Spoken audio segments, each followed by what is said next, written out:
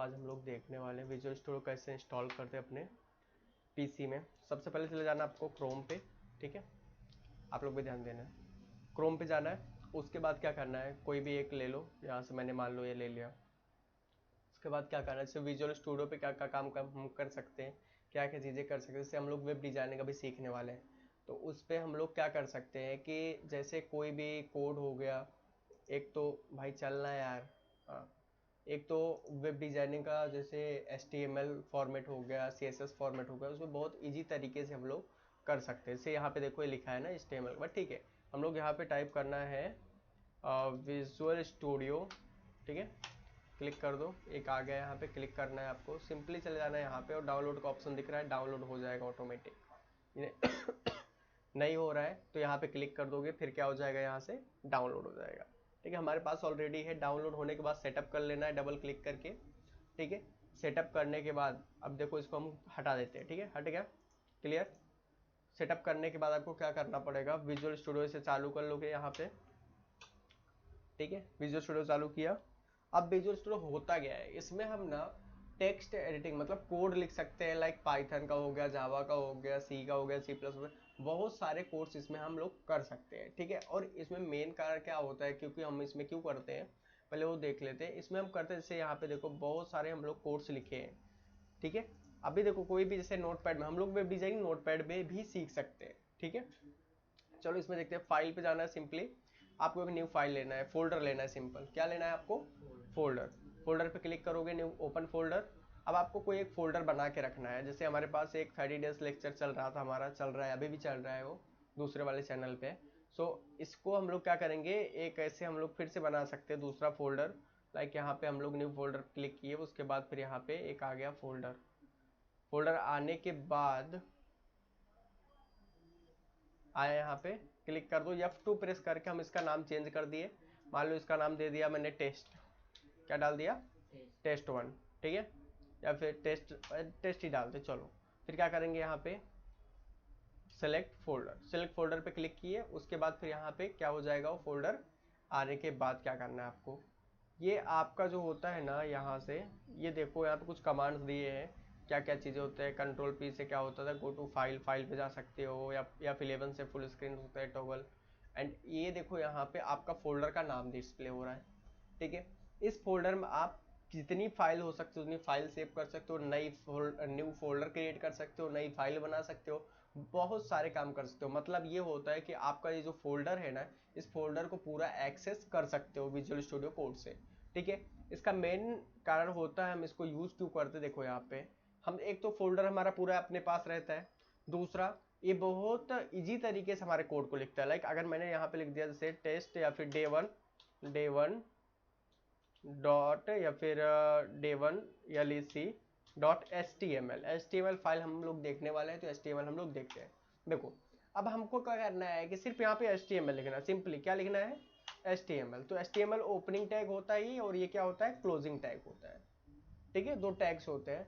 फिलहाल के लिए क्या होता है कि अगर हम लोग नोटपैड में करते हैं, चलो इसी चीज़ को अगर नोटपैड में करेंगे, इसी चीज़ को हम लोग इसमें करते हैं, दोनों में डिफरेंस दिखाता हूँ। यहाँ पे नोटपैड में गए हम, एंटर कर दिया। एंटर करने के बाद आप देखोगे ना, यहाँ पे चालू हो भाई, चालू हुआ, कंट्रोल N से न्यू ले लिया मैंने।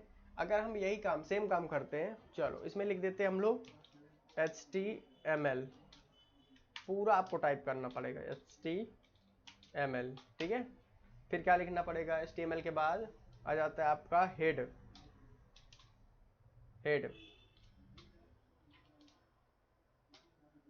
हेड के अंदर आ जाता है टाइटल,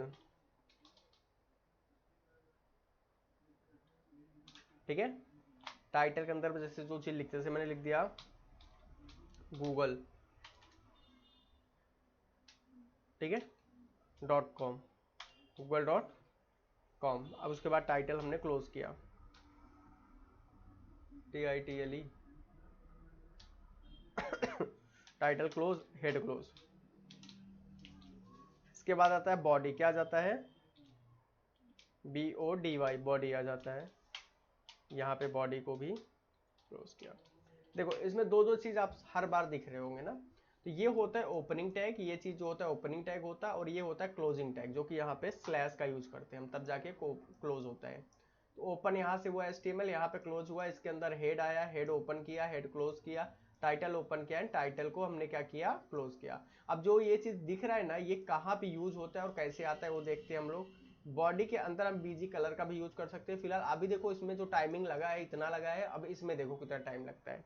आपका खत्म हो गया, बन के क्या हुआ, रेडी हो गया। ये होता है बॉयलर प्लेट जनरेट करता है। अगर हम इसको हटा देंगे तो भी कोई फर्क नहीं पड़ने वाला हमारे में।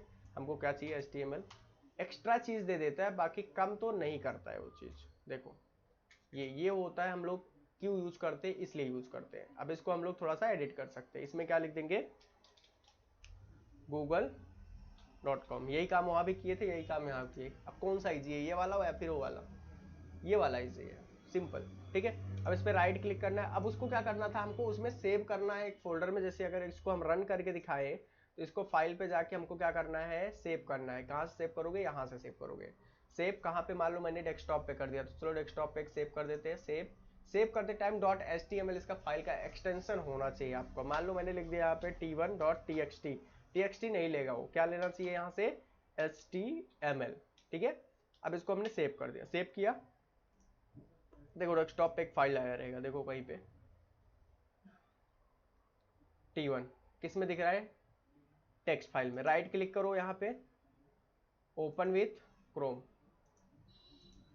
देखो अब ये चीज इसमें रन किया, बरोबर।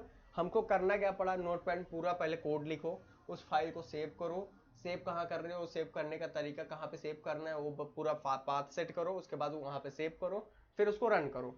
और जो टाइटल में हम लिखते हैं ना, वो यहाँ पे आता है, देख लो ये जो टॉप पे आता है ना, ये चीज, ये होता है हमारा टाइटल का पार्ट। क्लियर, समझ में आया, ठीक है। ये तो हो गया नोटपैड का। अब देखो हम विजुअल स्टूडियो में करते हैं। इस पे कुछ नहीं करना है, सिंपली क्या करना है, राइट क्लिक करो, ओपन विथ लाइव सर्वर। इसके लिए ओपन विथ लाइव सर्वर कैसे होगा, ओपन विथ लाइव सर्वर के थ्रू हम लोग डायरेक्ट फाइल को यहाँ से विजिट कर सकते, देख सकते हैं हमारी फाइल कैसी है, कैसे क्या क्या चेंजेस हो रहे हैं, वो सारा काम यहाँ से डायरेक्ट चेंजेस कर सकते हैं। देखो यहाँ पे आया, वही चीज है। और दूसरा चीज, आपको एक्सटेंशन डाउनलोड करना पड़ेगा। क्या डाउनलोड करना पड़ेगा, एक्सटेंशन। आपने सबसे पहले विजुअल स्टूडियो डाउनलोड किया, फोल्डर बनाया, फोल्डर सेलेक्ट किया, फोल्डर यहाँ से एक्सेस किया, उसमें एक फाइल बनाया day1lecture.html करके। अब मैंने यहाँ पे ये लिख दिया, ठीक है। अब इसको रन नहीं होगा, ये रन क्यों, क्योंकि हमने क्या किया है, सिर्फ जब ये आप डाउनलोड करोगे ना, तो यही 2-3 चीज रहेगा।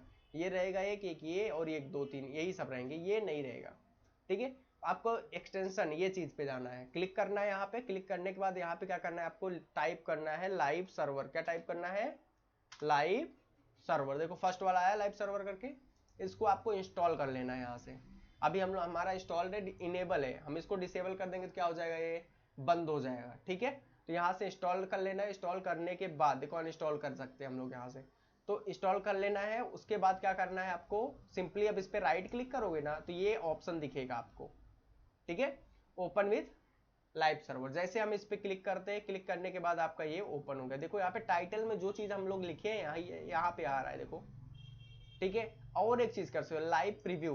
क्या डाउनलोड कर सकते हैं, लाइव प्रीव्यू। इसको भी हम डाउनलोड करने के बाद क्या कर सकते हैं, देखो इसको अगर आप डाउनलोड कर लिए तो आप डायरेक्ट यहाँ से देखो, ये दिख रहा है शो प्रीव्यू, क्लिक करो, डायरेक्ट हम लोग इधर चेंजेस करेंगे, यहाँ पे देख सकते हैं। देखो यहाँ पे क्या दिख रहा है, google.com। कल को यहाँ से हटा दिया, देखो वहाँ पे लाइव प्रीव्यू चेंजेस होता रहेगा, दिख रहा है। अब यहाँ पे जैसे फर्स्ट लेक्चर है, तो यहाँ पे लिख दिया फर्स्ट LEC, देखो यहाँ पे आ गया फर्स्ट लेक्चर। अब इसको रन करोगे ना, सेम वही दिखेगा वहां भी। आप चाहे यहाँ पे देखो, चाहे वहां पे देखो, फर्स्ट लेक्चर। समझा क्या है। अब इसके बाद अगर हमने यहाँ पे बॉडी में लिख दिया बीजी कलर, क्या लिखा, बीजी कलर, बैकग्राउंड कलर होता है। बीजी कलर मतलब क्या होता है, बैकग्राउंड कलर। मैंने लिख दिया रेड, बैकग्राउंड कलर रेड हो गया। येलो करना है, ओके, YELLOW, येलो, ठीक है। तो यहां से हम बैकग्राउंड कलर चेंज कर सकते हैं। समझ में आया क्या ये। अब इसके बाद इसमें हम लोग लिख सकते हैं, जैसे H1, इसको बोलते हैं हेडिंग टैग। क्या बोलते हैं इसको, heading tag. Total 6 types of heading tags होते हैं। अब इनमें डिफरेंस क्या होता है देख लेते हैं हम लोग। दिस